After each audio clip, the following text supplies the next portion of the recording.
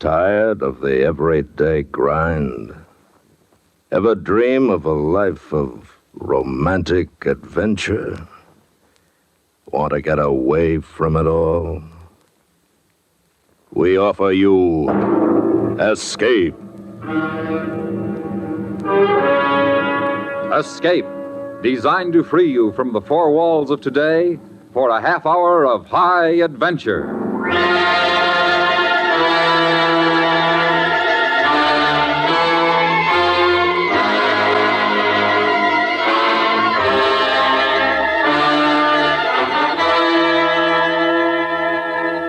You are on an island in the South Pacific, of fortune within your reach, yet standing between you and freedom, keeping you a captive and a slave, is a giant of a man, and the most beautiful woman you've ever seen.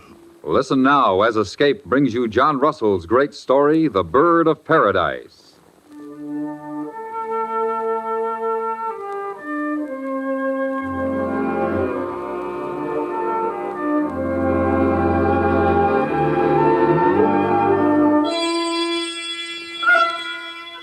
With his heart full of greed and 100 pounds in his pocket, Andrew Harbin traveled east through the archipelago into the Solomon Sea. He went questing across many degrees of latitude before he came to the Spice Islands, where at the ancient town of Ternate, he found the shop of a fat Dutch half-caste. There he was shown into a room that flamed with color, as if all the rainbows of the seas had been trapped and graded and hung up for sale. These were the skins of the birds of paradise, the shyest and rarest of all creatures. Dutchman. Yeah?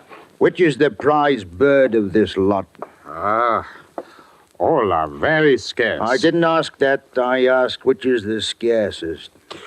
I will make you a bargain on any of them. I know you won't. I'll make you a bargain. I do not understand. It's not your price to sell I want, but to buy. You have birds for me to buy? Not yet, but I will have. Where do these skins come from? Who knows? From island tribes to the east somewhere. Sea gypsies trade them from coast to coast until they finally arrive near enough to Ternate for me to buy. There'll be no middlemen with me. I'll go direct to the islands. Huh? Maybe you might kill 5, 6 natives before they cut off your head. Nonsense. Also, the sun is very hot today. Wait. Now look here, you stupid Dutchman. Please, I meant no insult, please. And watch your tongue before I twist it out of your fat mouth. All right. It's your life you risk. Come, I will show you something. Now, in this chest is the rarest bird of all. Show me. Purple and gold. I never saw one like that. Yeah, I call it the Imperial Bird of Paradise. Once a year comes to me 6 skins. No more. Worth 50 times the price of common ones. 50 times? Never comes more than 6 skins. From where? Who knows? The natives with which I trade and the wild sea gypsies with which they trade. Nobody knows.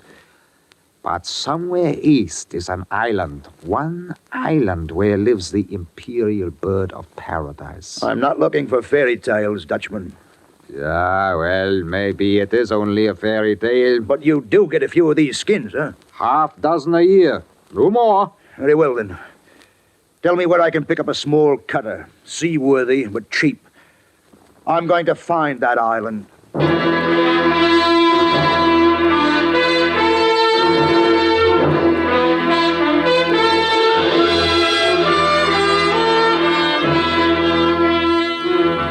The Solomon Sea is sprinkled with thousands of tiny islands, one very much like another, and all equally wild and uncharted.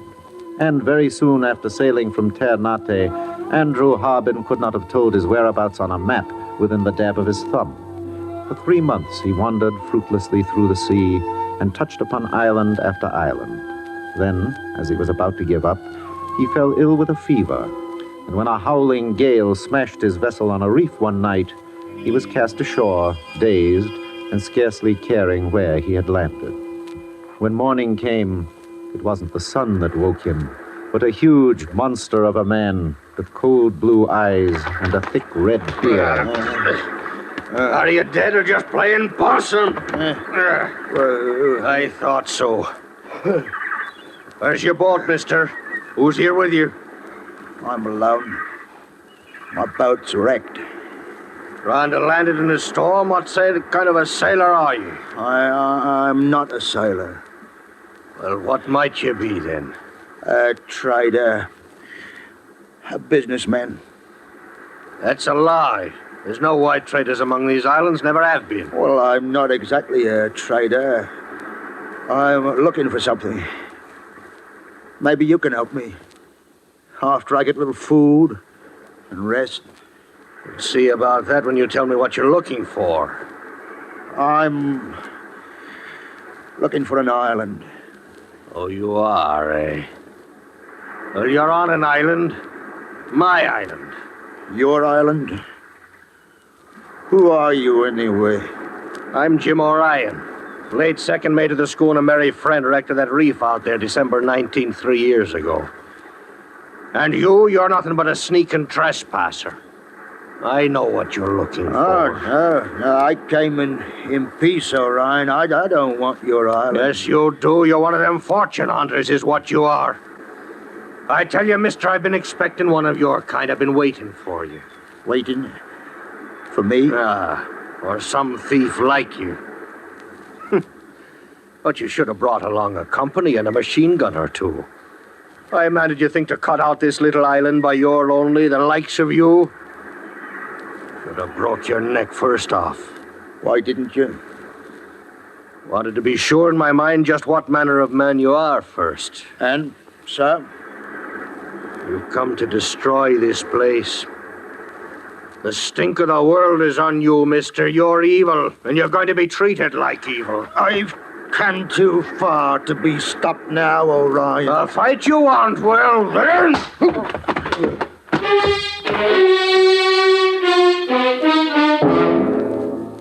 And so the huge Orion took Andrew Harbin, now unconscious, slung him under one arm, and climbed the beach to a little clearing in the jungle beyond.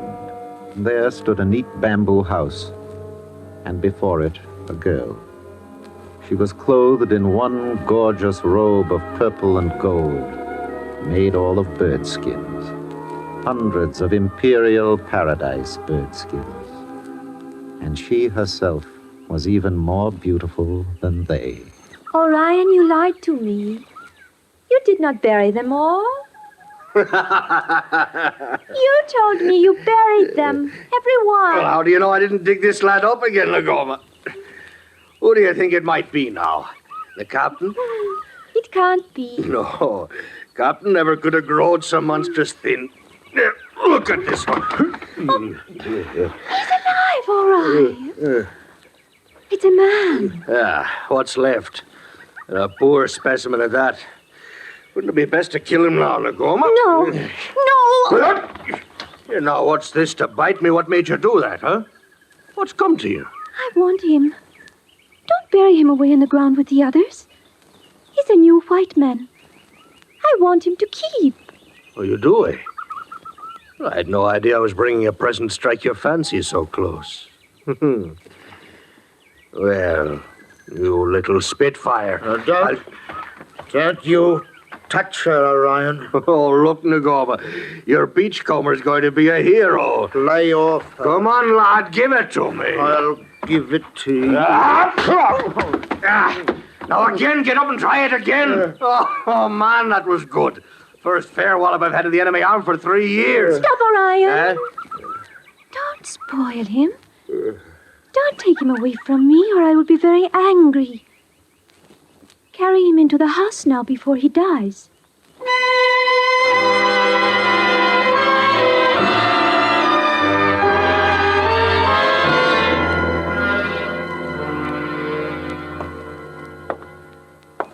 So, you're awake now, eh?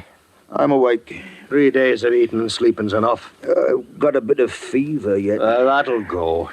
I want to thank you and Nagama both for your care. Do you now? Well, I'd have died otherwise. My real mistake was not cracking your neck off when Nagoma laid eyes on you. I forgot the child had seen no other man but me for years. Now she's taken a notion to you, like a new toy or a bit of a poodle dog. You kept me alive. And I'll let you live such as you are so's Nagoma'll have her poodle to play with. Even though you come to this lovely Eden of mine to rob it for dirty gain, you thieving buccaneer. I'm an honest trader, Orion. I'm not a thief. Ooh, maybe Nagoma believes that, even though I've warned her what you come here for and what kind of a man you are. She's all innocence, that child. But what is there here to rob you of? It's just another island. It's the island you was hunting for, you scum. And sorry I am I ever traded one of them purple bird skins now. I might have known it to bring greedy devils like yourself smelling for the place. I had to have knives and tobacco, and them sea gypsies would take nothing else. Oh, you mean the birds of paradise, huh? Don't be sly with me, you filthy rat. And forget about Nagoma, too. If he thinks you're something grand now, she'll know better when she sees you put to your proper place. What do you mean? There's no gun on this island, Harbin. Whenever you want to kill me, you'll have to try with your hands. And you can try and I can smash your face again. Why should I try? Well, you're not going to like the jobs I set you to. Jobs? Didn't I tell you? Well, there's much to be done by way of public improvement around here. And you'll start in a big pit I've dug clear in a spring of water. You mean it? You're going to keep me here as a slave? Well, you don't think I'd let you go knowing what you do about them birds, do you now? What do I care about your bird? I told you to stop that lying. Now a slave is what you are. Till you prove yourself a better man than me, do you see?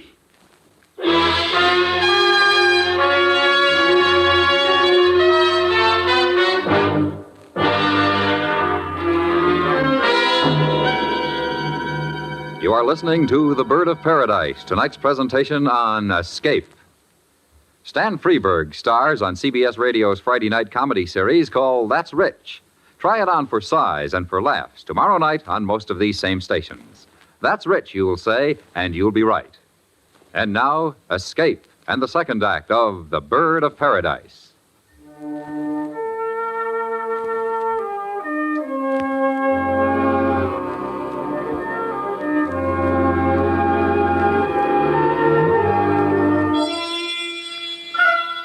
Andrew Harbin had traveled far and suffered much to find the island of the imperial bird of paradise, but his pains had just begun.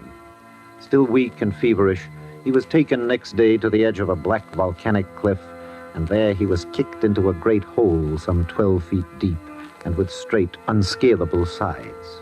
After him, Orion threw a wooden spade and a bucket and ordered him to dig for a spring that might lie under the rock. And here Andrew Harbin toiled and sweated like the slave he had become day after day. And here he lived. At noon, Nagoma would bring his food and lower it in a basket. And then, perched on the bank above him, she'd gaze down at him and talk. Are you feeling better today, Andrew? How could I feel better? Kept down here like a bear in a pit. Sometimes I think you should have never come to this island at all. Sometimes I wonder what goes on in your head, Nagoma. Not much, I suppose. I know little of the world. Only what Orion has told me. I see. But, look, Nagoma, don't you ever want to get away from here? Get out into the world? I've never been in the world. I was going to Port Moresby. A missionary was taking me, but he was drowned when we wrecked. The island where I was born and this one is all I know. Nagama, how would you like to go with me? With you? Ah. Oh, I'd like that, Andrew. But Orion says the world isn't nice. He says people are always stealing and lying and fighting. Nobody has any honesty or honor. Well, no. That's not true. Orion says it is. He says if people knew of us, they'd take our world away. Do you love Orion, Nagama? Huh? You mean like sometimes I comb his beard? Maybe. I'd like to comb yours too, Andrew. You have such a pretty yellow beard. All curly. Well, listen, Nagama. You can't comb the beards of two men. You can only love one man. You talk such funny words, Andrew. I know nothing of these things. What use are so many words? Oh, I'll show you what use they are, Nagama. How? Help me get out of this pit some dark night. Oh, no, Andrew. He put you there. Now, listen, Nagama. Do you know why I came to this island? Orion says it was because you are a thief. No. I came here to take you away, Nagama. I came to find you and take you back with me. Me? Why, Andrew? Because I love you. And because you're beautiful. There's no one in the world as beautiful as you, Nagama. Is this truth, Andrew? Orion told you I came seeking the bird of paradise, didn't he? Yes. Well, he's right. Except for one thing. What one thing, Andrew? You are the bird of paradise. Oh, Andrew. I'm so glad you're still alive.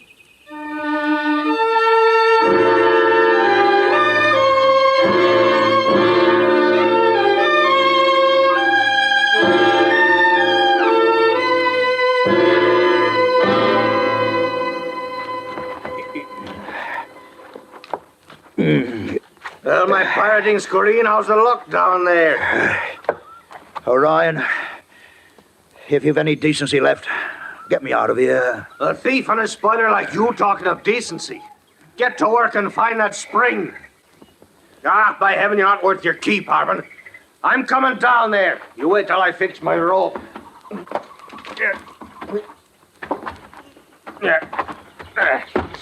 Hey, you might have let me climb down that rope instead of kicking me into this hole like you did. The rope's for me. Harvin, you've done mighty little work down here. There's no spring under this rock, Orion, and you know it. Why then dig for gold, man, or precious stones? You're a fortune hunter, are you not? You're insane. Insane, am I? Because I want to live here in peace. Because Nagoma's more to me than the riches I could have from the birds. All right. All right. Look, Orion, you've got a boat. I saw it. Let me take it and leave here. I've thought of that. And it's 1,000,000 to 1 chance that you'd ever be able to find your way back, but I won't risk it. What are you going to do with me, then? Harvin, a plucky freebooter like you can handle a shovel brisker than you've been doing. Now dig into it, you lazy scowbunker. No, I won't. You won't, eh? Then maybe you're ready to fight. Is that it, lad? No. You hurt him. No, he's not hurt, Nagoma.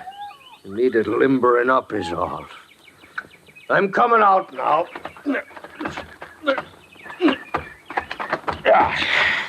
You promised me, Orion. I promised you what? You said you wouldn't spoil him. Oh. Well, now look at him now, Nagoma. He's on his feet again, as good as new. Are you all right, Andrew? I'm all right. Eh? Now, I've work to do, Nagoma, and you can stay and play with your poodle dog if you like. And you keep away from him, Orion. You teach him to be civil, then. Poor Andrew. Would you like some water? No, thanks. You mustn't think Orion's always so mean. You should have seen how patient he was teaching me to read. He taught you to read? Out of a book he saved from the ship. It's the only one we have. The Bible, eh? No. It's the ship's book. The log. The log? The log of the Merry Friend? Of course, it's not very interesting. It's full of numbers and the like. Sure. Numbers. Longitude, latitude. Every day. Every day till she was wrecked out there. What, Andrew? Listen, Goma, I'm a far better educated man than Orion. I can teach you many wonderful things he's never heard of. Can you, Andrew? Of course. But you'll have to bring the book with you. Well, what good would that do, Andrew? You down there and me up here. Listen to me, Nikola. All the things I have to teach, I must whisper to you with my lips against your ear. Do you understand? Are they truly wonderful things, Andrew? Oh, wonderful things, Nikola. But don't you see, I'll have to get out of here first. But how can you get out? The rope. Orion's rope. You can tie it and drop it down and leave it hanging. And then when it's dark, I'll come out and meet you on the beach. Orion would be very angry, Andrew. You'll never know. Tonight, Nikola, bring the book with you to the beach. I'll meet you there, where Orion's boat is anchored. All right, Andrew. And maybe I can comb your pretty yellow beard. Oh, yes. Yes, Nikola. Yes, of course.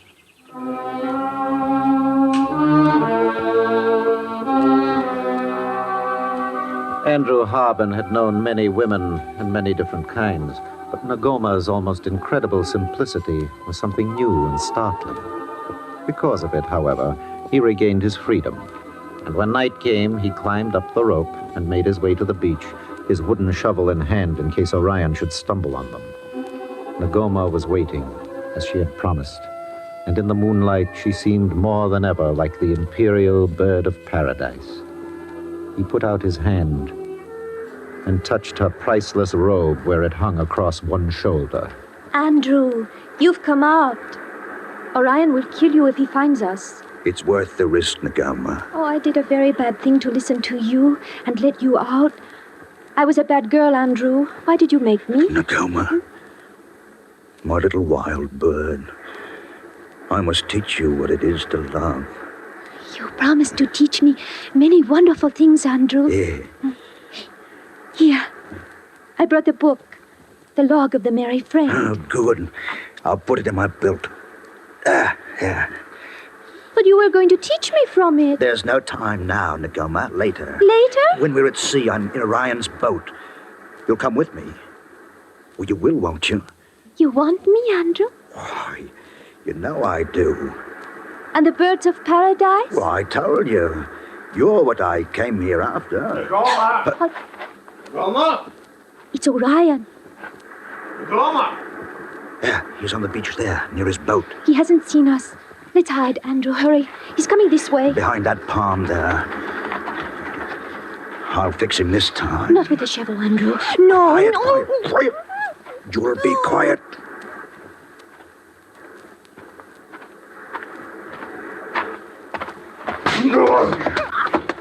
I got him. I've won, Nikola. I've won. You killed him. No, he isn't dead, but I've got the log. I'll come back and strip this island. I'll take 1,000 skins. I'll be rich. There won't be a bird left when I'm through. The log, Andrew. That's what you wanted the log for. It's as good as a map. It's better. It wasn't to teach me wonderful things. What do you need to know? I'm going to be rich. Orion was right. You are only a thief. But I want you too, Nikola. Me too. Orion wants only me. He cares for none riches. Orion's a fool, but we're wasting time. Let's get to the boat and put to sea before he comes around. No, Andrew. Huh? You go. I'm staying here. What? You want the skins more than you want me. You lied about coming here just for me. What difference does it make? You better hurry, Andrew. All right. Stay then if that's what you want. Wait. Before you go, kiss me just once. Kiss you? You're a night girl. Please? Oh, all right. But why? Why do you kiss me now, Nikola? Quick now, hurry. Goodbye. Bye.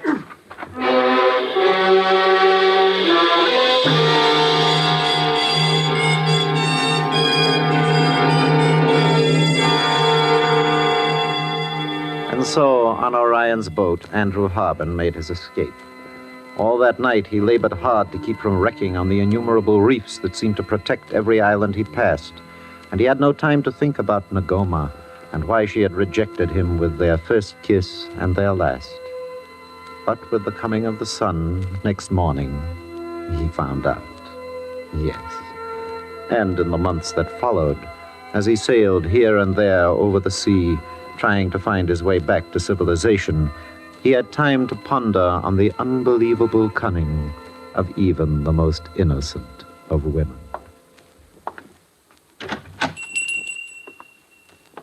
Andrew Harbin. Back at last. I thought you were dead.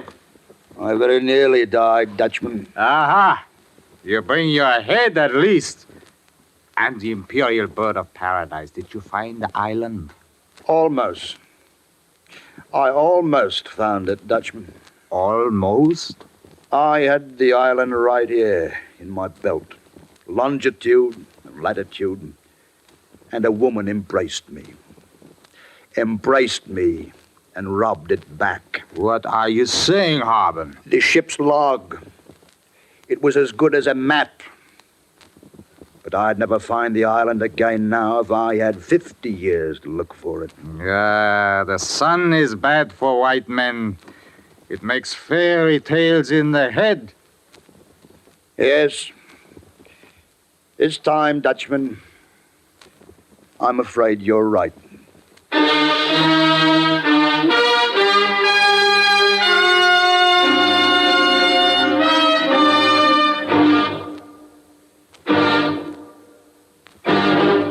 Under the direction of Norman MacDonald, Escape has brought you The Bird of Paradise by John Russell, specially adapted for radio by John Meston, starring John Daner as Andrew Harbin.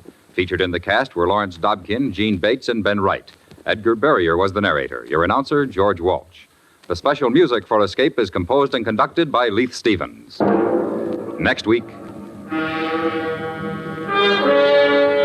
You are kneeling in the church of a Caribbean village, seeking the sanctuary it might offer, while slowly, walking down the aisle, carefully studying each bowed head, is the brute of a man who has come to kill you. So listen next week when Escape brings you Les Crutchfield's story, Violent Night.